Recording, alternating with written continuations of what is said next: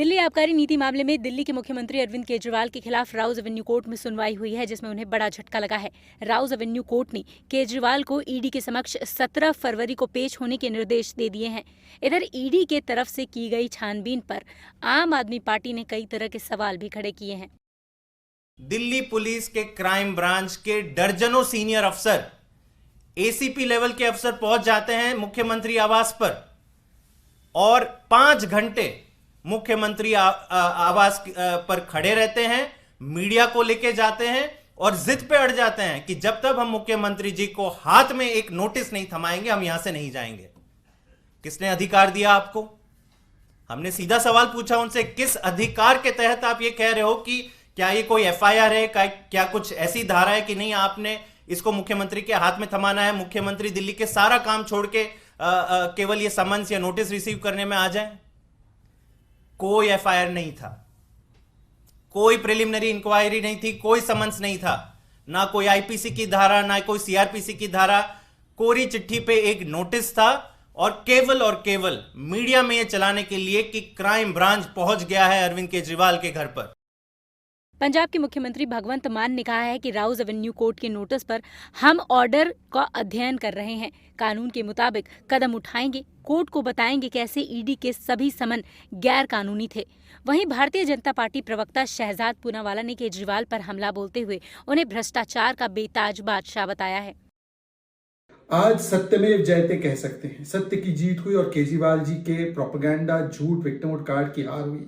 अरविंद केजरीवाल जी, आज आपको नैतिक तौर से इस्तीफा देना चाहिए, क्योंकि जब आप अन्ना हजारे के साथ थे तब तो कहते थे कि पहले इस्तीफा फिर जांच, और आज इस्तीफा दूर की बात, जांच में शामिल होने से कतराते। कहते हैं समन्स इल्लीगल है, कहते हैं केस फर्जी है, कुछ सबूत नहीं मिले। बताइए कोर्ट ने आपके खिलाफ ये आदेश क्यों दिया?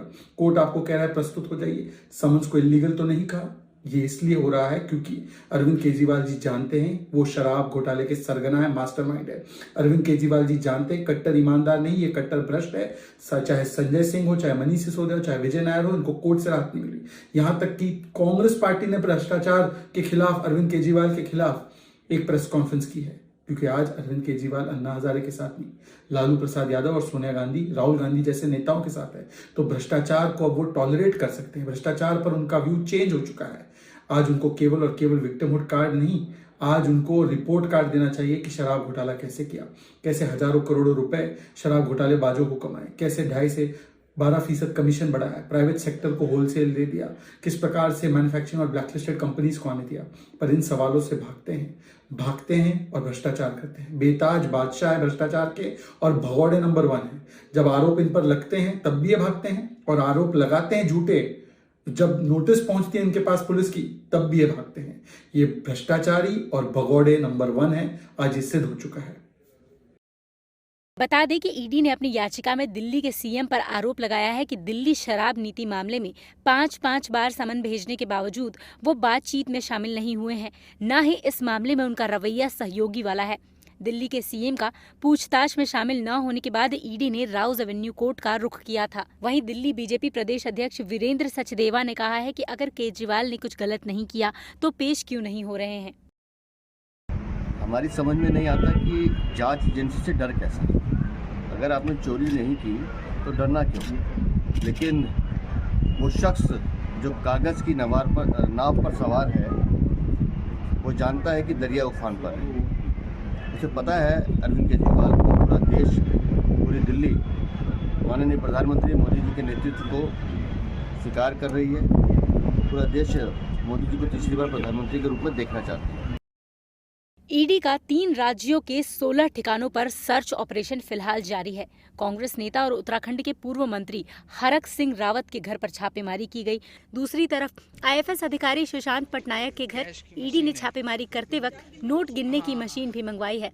जहां एक तरफ उत्तराखंड सरकार में मंत्री धन सिंह रावत ने इस कार्रवाई को सही ठहराया है, वहीं हरक सिंह रावत के पीआरओ ने ईडी को नगर निगम बता दिया है। जितने भी ईडी की कार्रवाई हो रही है, जितने भी जो है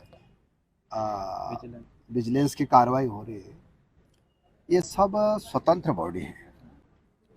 और मैं कह सकता हूं कि पूरे देश में आप ये देख रहे होंगे कि जिन जिन लोगों ने भी भ्रष्टाचार किया है, जिन जिन लोगों ने गलत तरीके से संपत्ति अर्जित की है उनके खिलाफ अगर ईडी और विजिलेंस अगर छापे मार रही है या कार्रवाई कर रही है तो इसमें जो है सबको इसका श्रेय देना चाहिए कि वह प्रधानमंत्री जी भी और राज्य सरकार भी अच्छा काम कर रही है, क्योंकि पारदर्शिता भी जरूरी है और भ्रष्टाचार मुक्त शासन भी जरूरी है। जैसा कि आपको ज्ञात है, आजकल ईडी तो नगर निगम की तरह हो गई है, कहीं भी चली जाती है।